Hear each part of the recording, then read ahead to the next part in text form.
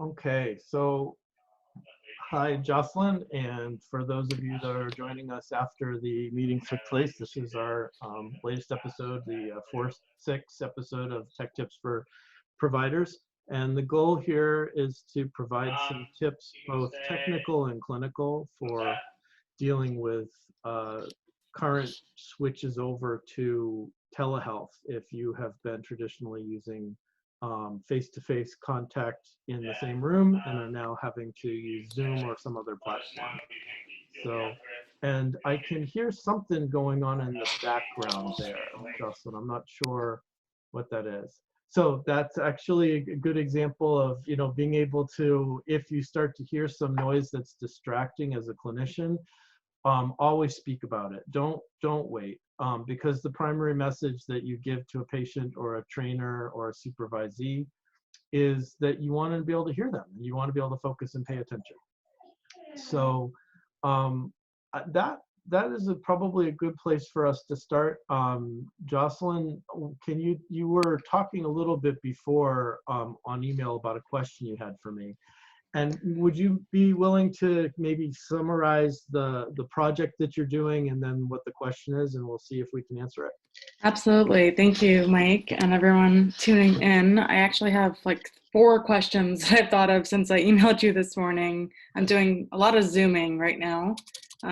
Perhaps I won't continue with the Zoom platform. We'll see how I do with these issues. There is a little bit of background noise, so I might need to move where I'm located, which I do encourage my clients to do as well. So the first question is related to, I'm running a new group for peers. So it's not, a clinical space. It's like a peer consultation group. And I have some questions before the first meeting tonight, which is whether or not you can keep the same link and not need new registration for each of the groups. It appeared that you, for this group, had a different link that you sent out. Is that the case? That is the case, and that is by design. And it doesn't mean you can't have the same invitation or the same link. But I'm more a fan of privacy. And one of the things that people are going to notice in general when you start to shift your practice over to Zoom or something like Zoom is you can have something be more convenient, or you can have something be more private. And that I tend to err on the side of privacy. So for example, when you showed up for your meeting last time, you had a specific registrant key. I could have had it set up so that once you registered, you didn't have to do that every single time.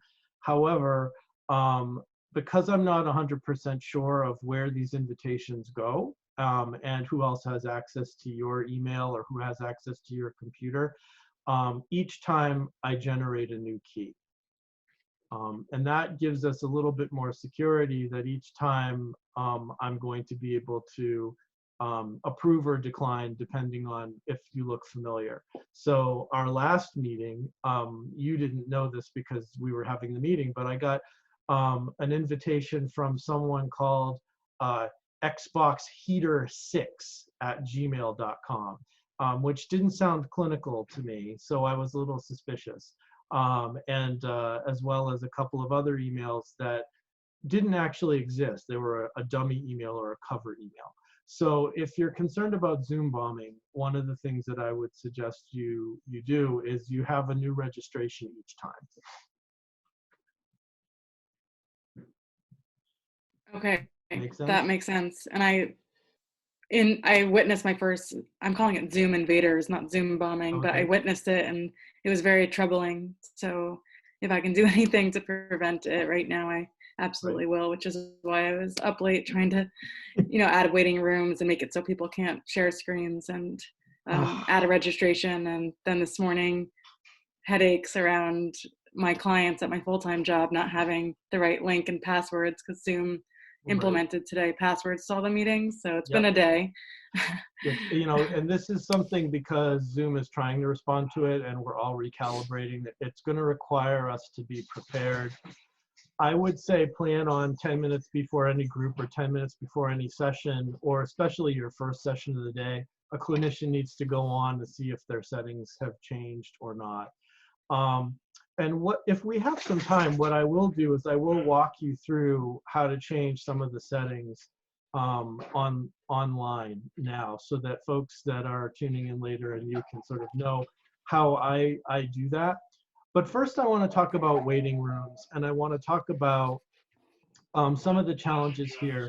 And I think one of the things that one of the ways I want to lead with this is, just because technology has a feature does not mean that everyone should use it all the time.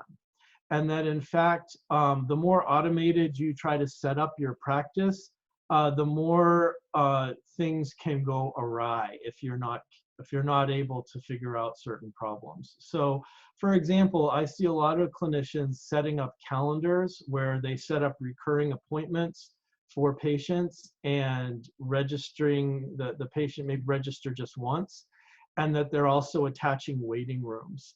I am not a big fan of waiting rooms, even though I know that the name is something very familiar to clinicians. Many of us had a waiting room physically and are used to waiting rooms, but I tend to find them problematic for a number of reasons. So for example, last night Zoom changed the settings so that when a participant showed up, a little noise went off. And so if I had a waiting room, I could have had a patient sitting in a waiting room for 10, 15 minutes and not even know that they were there, or not even know that they'd been announced, which means the patient doesn't end up having their full time.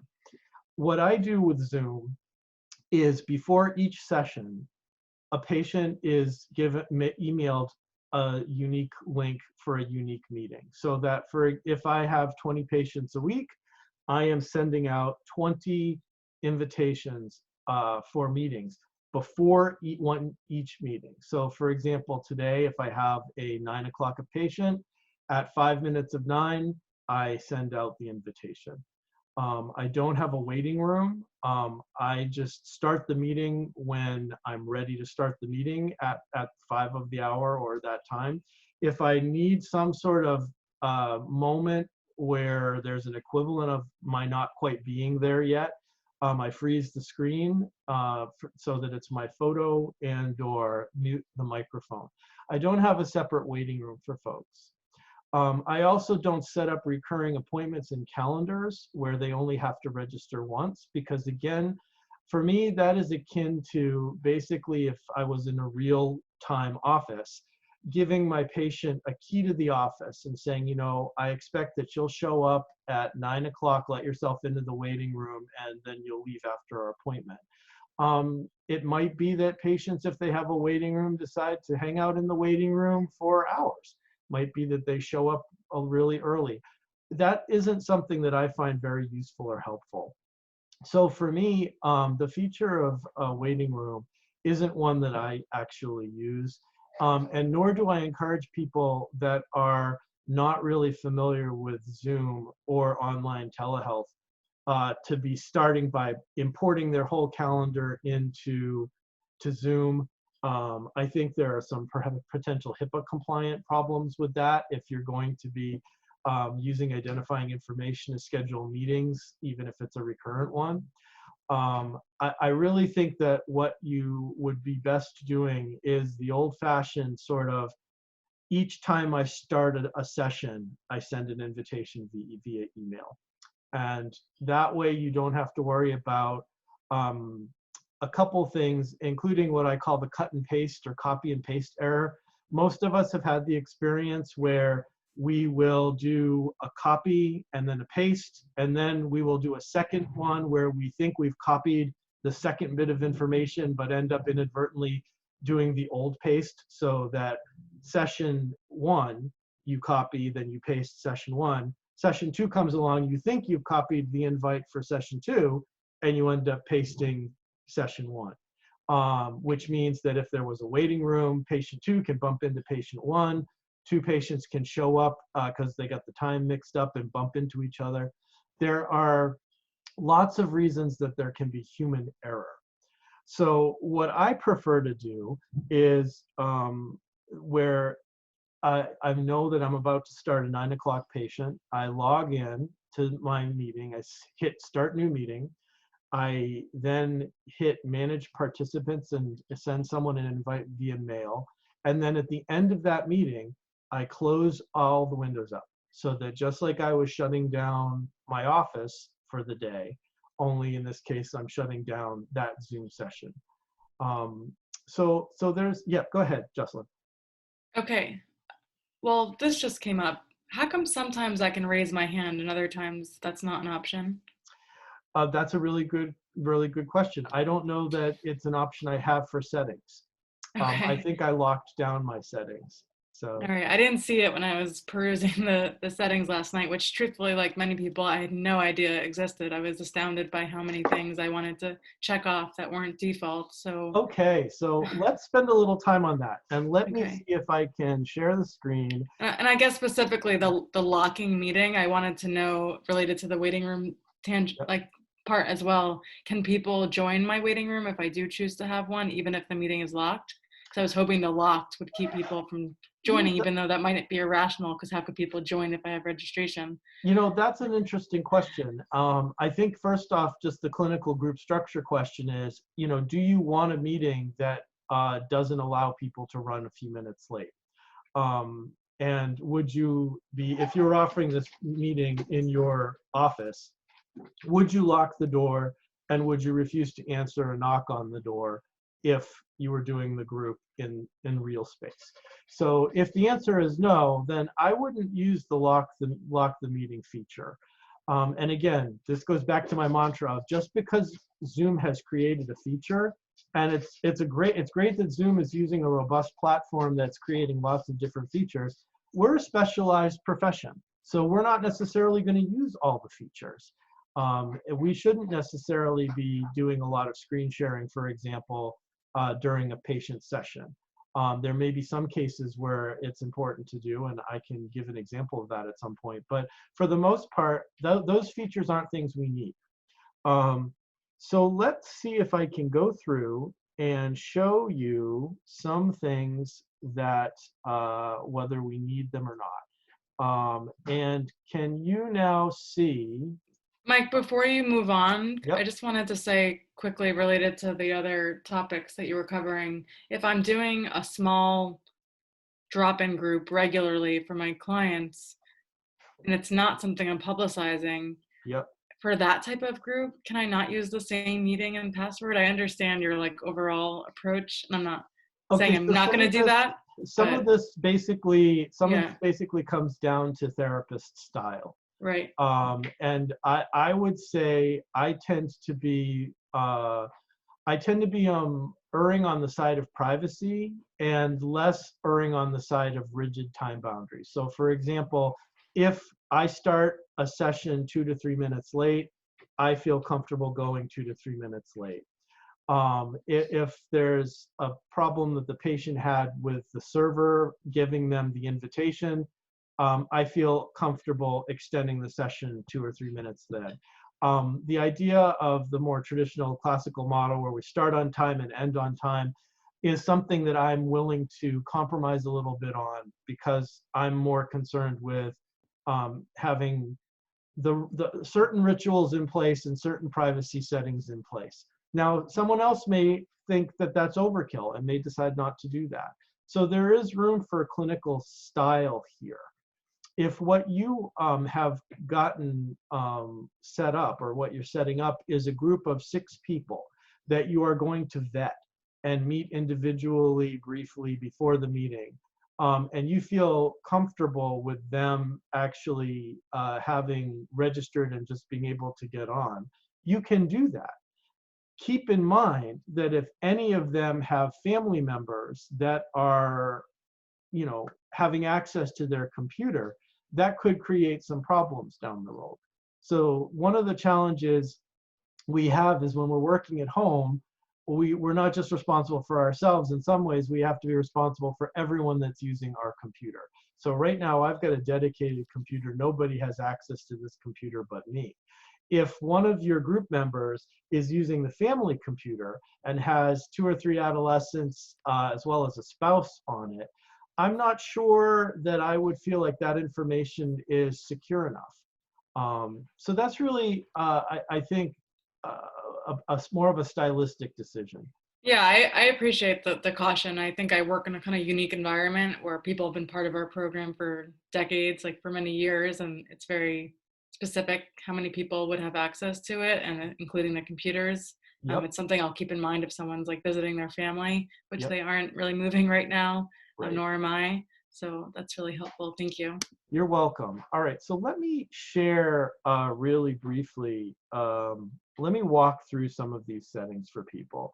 And let me try to do a screen share where Hmm. I'm just showing that one. Um, and can you see this? Yes, Okay.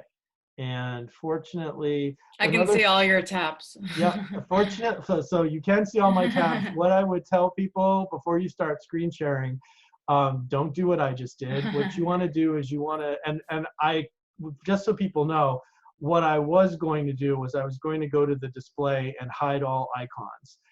But when you're recording Zoom, you can't do that. So that was why I didn't do that. So first off, you're going to go into your Zoom US profile, which is, as you can see, it's up here, and it will have you log in. Once you get to that, can you see my cursor, by the way? Yes. Okay, so once you get to that, you're going to want to do a couple things. First is, let's go to settings. Settings is what you use for all of your settings globally. And what you can see here is 3 different settings: meeting, recording, and telephone. So let's start with recording. For this particular meeting, I have local recording on because we record this session. I would recommend that if you're not recording meetings, and for most of us doing therapy, you aren't, that you make sure you shut this off. If you're doing CBT coaching or training and you have permission from a patient, then you definitely want to put it on. I would really discourage you from automatic recording. I think that you can see very easily where the recording button is on your screen if you are using that. But I would avoid using it automatically. Then you see something that's a recording disclaimer. I would make sure you turn that on and ask participants for consent before recording starts. And there are, as you can see, multiple notifications, which means that Jocelyn and anybody that logs in hears that this meeting is being recorded because it is not a clinical meeting again. So again, these are all under settings and you click under recording. Now let's get to the ones you're probably most concerned with, which is how do you lock your meeting down for as much privacy and control as possible? So first off, what I do is I make sure that I start meetings with host video on. If you're somebody that tends to work at your computer and may forget that you're on camera, you can start with this off. I also start meetings with participant videos on. A note about that is some participants may, just put themselves off camera. And that is something clinically I think needs to be addressed because people show up in our offices and we see them. And so I'm not quite sure what the meaning is when a patient doesn't want to be seen for our appointment session on Zoom. So that will be explored and they'll be always encouraged to show up on camera because that's how I track affect. Audio type, I always have it set up for telephone and computer audio. With the caveat that that is going to decrease the level of encryption that you have if the person coming in is calling in rather than using the Zoom app. I do not allow participants to join before the host because I do not have a waiting room. I use a personal meeting ID when scheduling a meeting, but I don't actually schedule them in calendars. So that's really not applicable to me. When I start an instant meeting, that is applicable. And what that means is there is a very specific, unique to the person meeting identification that is unique to that person's appointment that day. Mike, respectfully, I Yep. think today with the invitation for this group, if I might, Yep. there was a calendar function. As soon as I clicked it, it opened up my Apple Calendar, which didn't happen last week.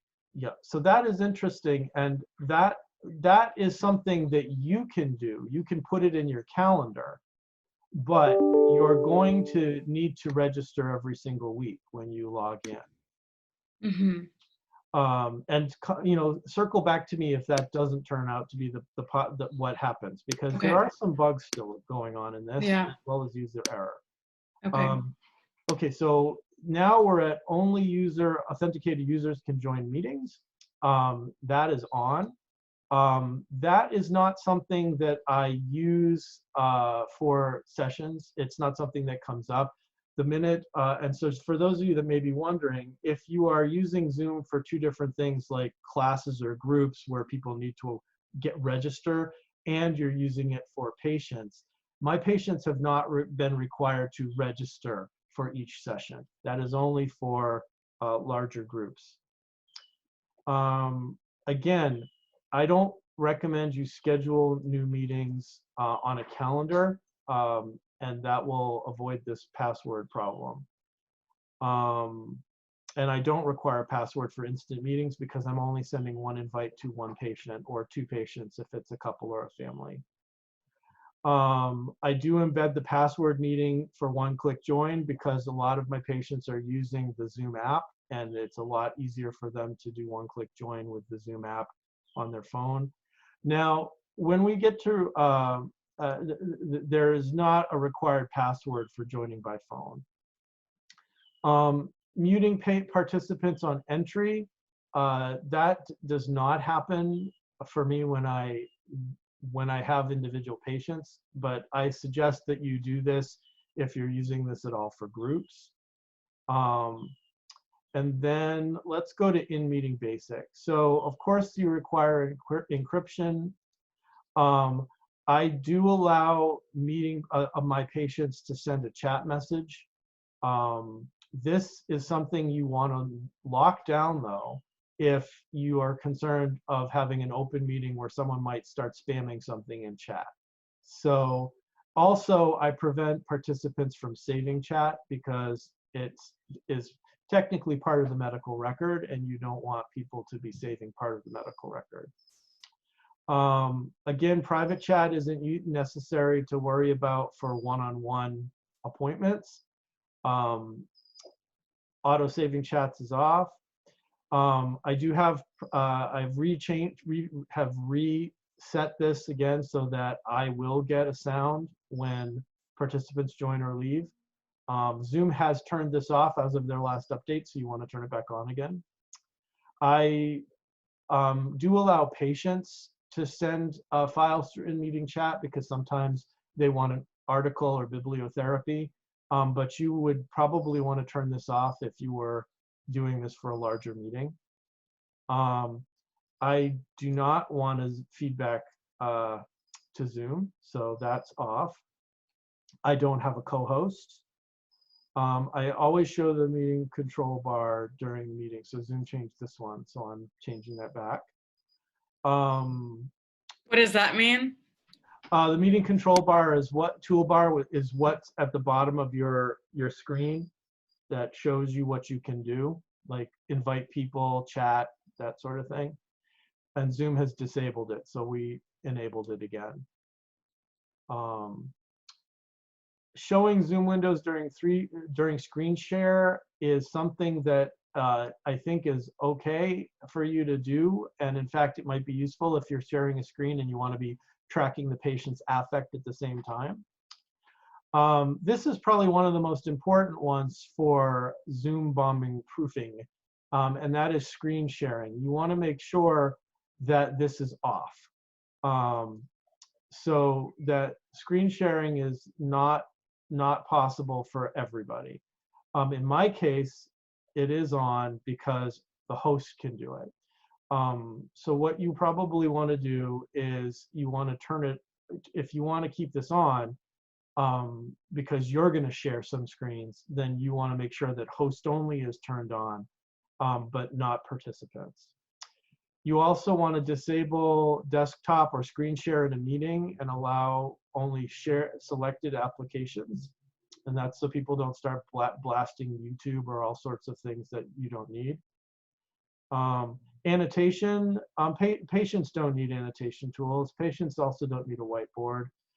In terms of remote control, the person sharing can allow others to control the shared content.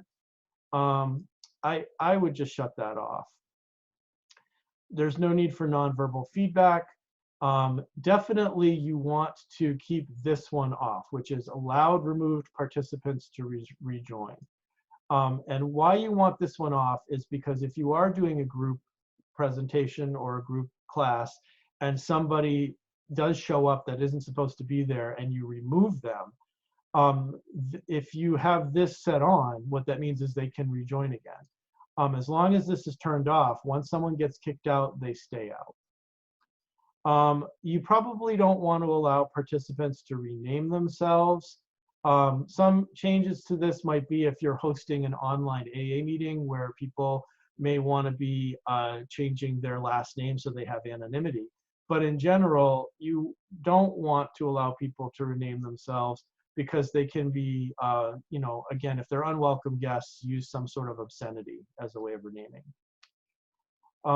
So going on to the advanced, there is no need for breakout rooms in general. You don't need remote support or closed captioning. If you have somebody that is hearing impaired, then that definitely you want to put that on. But then again, remember that the captioning goes as part of the medical record if for some reason you are recording. You don't want to save the captions, I don't think. And the closed captioning for Zoom means manually doing it. Is that correct? Right. You definitely don't want another user to take control of your camera during the meeting, so you would have to make sure that's off. You'd make sure group HD video this is a tricky one because higher video quality will use more bandwidth, which may mean you get more lag. So I tend to keep that off because I'd rather have less lag, even if it's a grainier picture. Virtual background. This one is, again, not necessary for us. You don't want patients or Zoom bombers, for that matter, to be able to change their background to all sorts of really kind of provocative things. If this is a webinar, you want to be able to identify guest participants just because it gives you a little bit more control over seeing who's there and how they got there. Auto answer group and chat, you don't need to worry about that for individuals. You don't need to worry about, you only show default email when sending email invites using HTML format. I think it's okay to allow users to select stereo oddity in their client settings, as well as original sound in their client settings. As you can see, I do not have a waiting room set up, and I do not have a join from my browser link set up because, as I said, each person is getting emailed an invite. And we do not allow live streaming of meetings. So email notification, when a cloud recording is available,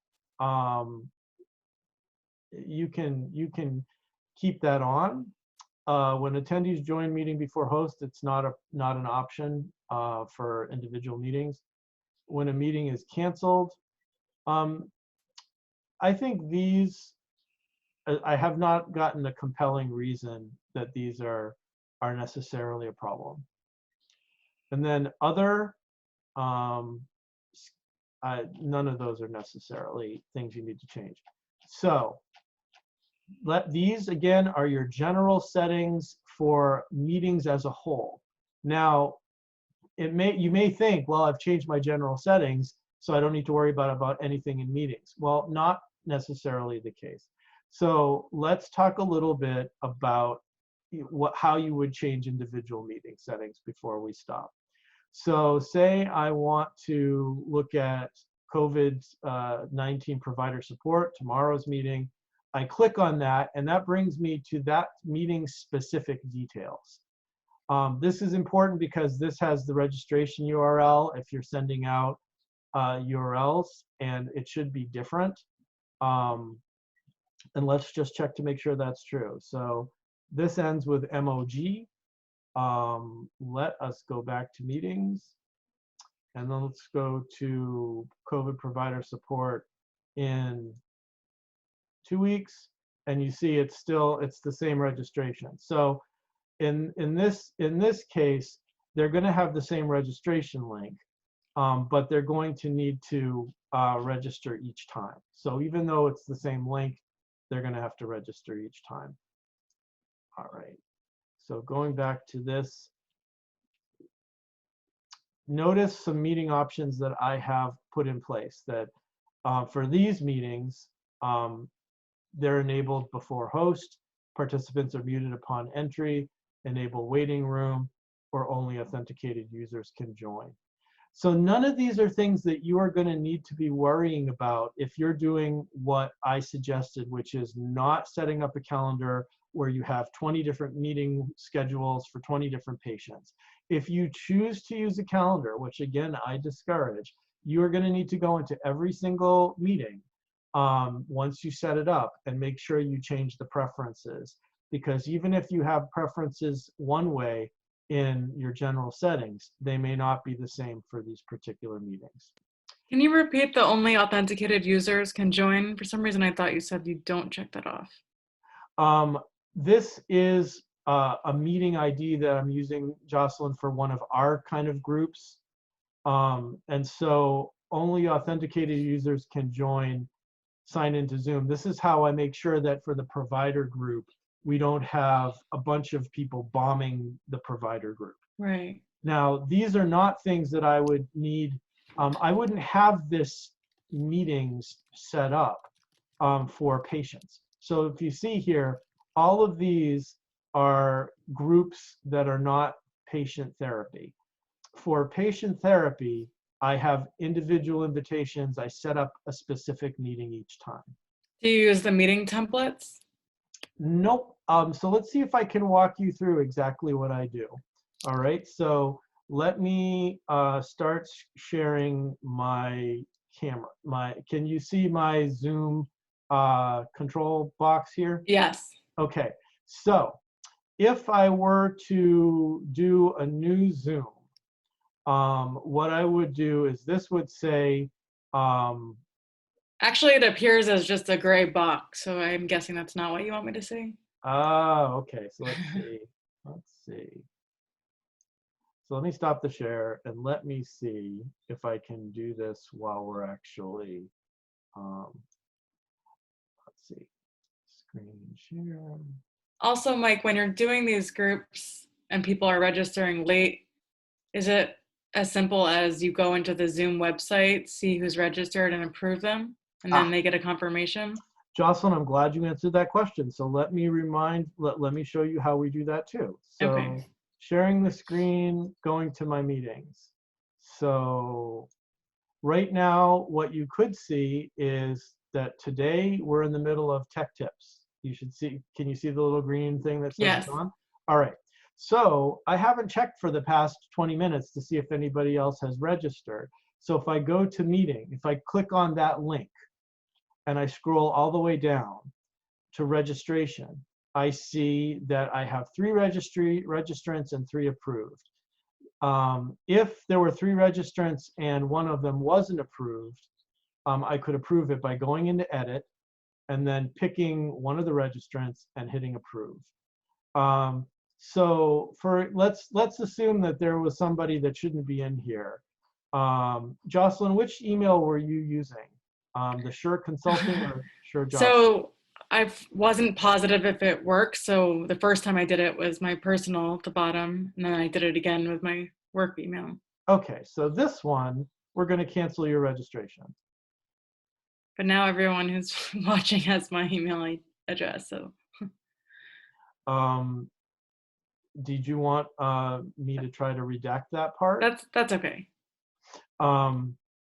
But that's a really good point, which is you really want to make sure you use your professional email always, and not use a personal one, because there is a potential for screen capturing to happen on either end. Right. So here again, so where the registration and where people are registered is here. Now let's back up, because it may be that you do not have registration set up. And let me just see if I can remember where that happens. Maybe it's under meetings. I think we already went through this, but just double checking. It's not super intuitive. And when I went to edit that page, it wouldn't even let me edit the whole Right. description message. Right. It's not intuitive, and part of the reason it's not super intuitive is because it's feature rich, and not every feature is something that everyone needs. So I think where you would do this would be under user management and users. Let me just check. Nope, that's I think it's actually where you were before if you go into the advanced area. advanced under integrate. Under settings, Oh, up top, let's see. and then click on in meeting advanced. Or no, it's yep. Okay.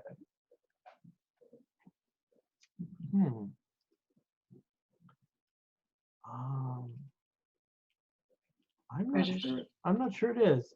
You know what? I'm not. Invitation. It's not under invitation. No. Nope. There is a different place for it, and I don't want us to struggle too long for that. But where is it? It is. So it's not settings. Maybe it's under meetings. Yeah. Let's see. If you click on the meeting itself. Well, but that's the thing, is that there should be something you need to enable for allowing registration in general. But for But now, I think it's particular to each meeting. So yeah, that's where you would go to edit at the bottom. So in that case, you would basically stick with registration and settings. Now, the other place that you need to be able to change things are if you edit this meeting, you have a choice. So you can only edit this meeting or all recurring meetings. Let's say we're going to change all of them. Then what you see is the page that you can see registration, and then you can click on it required. And then you have three choices. One is that people can register once and can attend any occurrence, or they need to register for each occurrence, or they register once and can choose one or more occurrences. So what people want to do is they want to use the middle one. I think that people need to register each time. And so then this is where you can also make sure there's a meeting password. So again, and then the meeting options here. So then again, to make sure people know how to get there, you would go to the meeting that you've got coming up, click on the hyperlink to view the meeting details, then click on edit this meeting, then decide whether you're doing only this meeting or all. And then once you have done that, make sure you hit save after you've made all your changes. So that is a recurring meeting? Yep, that's a reoccurring meeting. And so now what you can see is that registration is required, but that each session they will need to register to attend, and it will require a password. And so again, make sure you make all the changes and you don't hit save. The changes won't take. So make sure. And the password is just additional security in addition to the registration? Exactly. Okay. So for those of you that were wondering about Zoom settings, that was why we kind of went through some of this. Jocelyn and I kind of know some of this stuff already, but I know a lot of you don't. So again, the most important thing to kind of keep an eye on is, we were talking about setting up meetings. And when we said meetings, we were talking about meetings that are scheduled in a calendar, that are recurring, and that are often group meetings for several people, like our Tech Tips meeting group or provider support group. If you're doing a therapy group, you want to have much more lockdown security. But what I want you people to really most take to heart is it is probably better for most of you that are doing one-to-one therapy to not set up recurring meetings on a calendar, but rather to send individual meeting invitations right before your appointment with a patient, and to send a new one each time. And the way you would do that, I can't really walk you through because we're using Zoom, but the way you would do that is you would start up Zoom, you would create new meeting, you would, once you showed up as the new meeting, you'll see yourself. You would then click on the invite button at the bottom, and then you would have a choice between three things. You'd have a choice between contacts, Zoom rooms, or email. I would click on email. Then you can either use Gmail to send the invitation, or you can copy the URL and send it to the patient by email. That would be what I would suggest you do, rather than try to put all of this on automatic pilot with waiting rooms, because I think that is not as secure as I would like it to be, and it can create more problems than I think it solves. So Jocelyn, back to you. Did we answer all of your questions about this? Definitely. Yeah, that was super helpful. I was imagining if I was listening to this that maybe not everyone would need to know all the features and it could get a little bit confusing. So I just have a lot of empathy for the learning curve. I consider myself somewhat technologically savvy, and I've been helping a lot of people to manage this. But I think between your videos and Zoom tutorials, and I'm just hoping that it might change for the better to make it a little bit more user-friendly in the months to come, but that might be wishful thinking. You know, I'm glad you brought that up, because, you know, if you are watching this, I did run through a whole lot of features, and I did it at sort of regular speed where I was talking and I didn't pause anything. That doesn't mean when you're watching the video, you can't pause certain things and go over it again and again. And there may be other Zoom tutorials out there that are even more succinct. But one of the things that you want to be able to do is you want to be able to actually see the screens and see the changes you make on the screens. And sometimes when people are writing instructions, it can be very useful for some of us that are better with reading and absorbing things, but it's not as easy for some people that learn by actually seeing the platform. So remember that you're not supposed to pick this up the first time without pausing and rewinding. Just because we did it in real time doesn't mean that you can't rewind and go back. Let's see.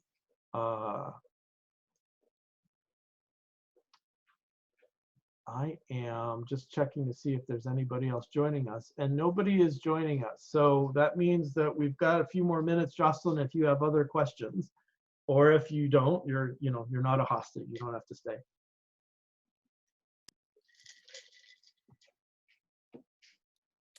So the person who was Zoom invaded last night didn't know if he was using a HIPAA client Zoom version, and it wasn't free.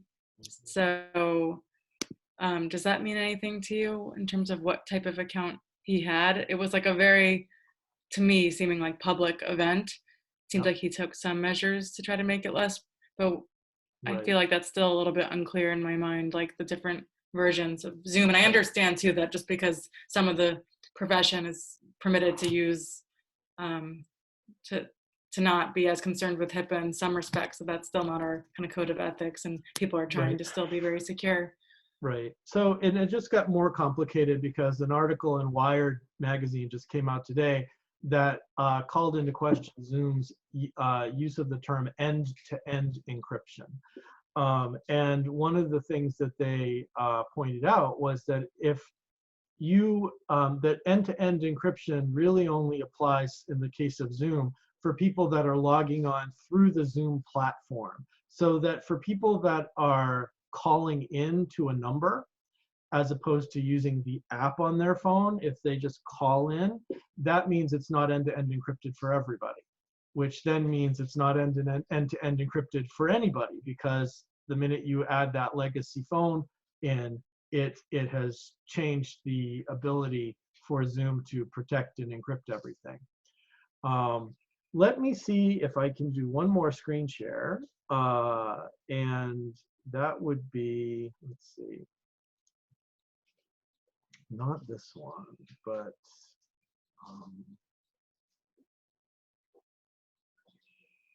it's not basic. Okay. Let's see. I want to shut that. Let's see. Let's see. Shut that off. Shut my email off so that nobody can see my email. So if I share now, can you can you see your video camera and my video camera? Like I should be moving it right to the front. Let's see. I don't know that you can. So I might need to talk you through this rather than show you. So if you are looking at your screen where you see you and me, can you see both you and me, Jocelyn? Okay. You're muted. Let me unmute you. Yes, I can okay. see. So now if you went to the upper left corner, you should see a couple of icons. You should see something that has an eye in a circle. Not on my screen. Okay. So on my screen, it shows that it shows what the meeting identification number is, the host, the password, the invitation. There should be next to it a little green padlock. Do you have the little green padlock? No. Okay. Oh, yes, I see. If I hover over it, there's an eye and a green padlock. Yes. The green padlock shows you that your client connection is encrypted. So if you're using Zoom, that's the pro version or the HIPAA compliant version, you should have a green padlock there at all times. If for some reason you don't have a little green padlock, that means that encryption is not working. So you want to make sure you've got the little green padlock. And then last but not least, if you hovered up there, you probably see two circles, which has a smaller blinking red circle inside. And that shows that we're recording. Okay. So again, if you're concerned about whether this is encrypted or not, you want to check for the little green padlock that if you go up, take your cursor to the upper left corner and hover there, hopefully you'll see it. Okay. So I'm gonna unmute you again, Jocelyn. Just to so tonight's group, what kind of group in general is this? Can you give us an example of what some clinicians are doing? So the clinicians who are coming tonight are from like a range of backgrounds, community mental health to private practice, group private practice, very broad age demographic and locations as well. A lot of alumni from my graduate program, as well as people from the trauma dissociation listserv that I'm on and a member of. I haven't promoted it too widely yet as it's the first group, and I'm wondering, based on the registration and interest, if I'll end up doing two different ones, because I'd like to keep it closer to like maybe 8 in each one, if that feels appropriate to the group. I am more playing an admin role, so I'm not taking like a therapeutic group leadership stance and providing administrative kind of resources and scheduling and talking to new members and whatnot. So I have been putting together resources and sort of a way to frame the structure of the group for tonight, and then I think the life of the group will kind of take on its own form. Well, hopefully you'll come back and let us know in general, without betraying anybody's privacy, how things are going and if it's useful. And if yeah, absolutely. Thank you. Yes, and I did survey folks like while I was developing the idea for the group, and to see what interest and need there was, and a lot of people definitely mentioned I think there were like maybe 13 responses that specifically around telehealth being an area that they wanted to get some support around. Just I don't know if it was more of the emotional or the tech side, but I know that this, what we're talking about, will certainly be a theme of the impact of the pandemic on all of us as providers, and also people who are now IT folks at our organizations or for our families and clients, kind of navigating this terrain that has so many clinical implications. I'm just like baffled every single day by how much I'm learning about how to lead virtual groups, literally in spaces where some people are on the ground, some people are by phone, some people are by video. It's very like very challenging, and bringing me to the task of learning quickly. Yeah, no, I think that's a great point to close out on. There is so much learning to be done. And I think that if people can try to keep that in mind, that we're all still learning a lot of things and there's a lot of change that's happening, and just be gentle with ourselves, that learning takes time. We had placements for, a year or 9 months, depending on what graduate program. There was a reason for that, because learning takes time, and learning technology is going to take time too. Anyway, that's it for us for this week. If you found this useful, maybe you'll join us in person next week. We meet every Mondays, Eastern Standard Time, 3:30 to 4:30. Thanks a lot for joining us. And Jocelyn, thanks for joining us. Thank you. Bye. Bye.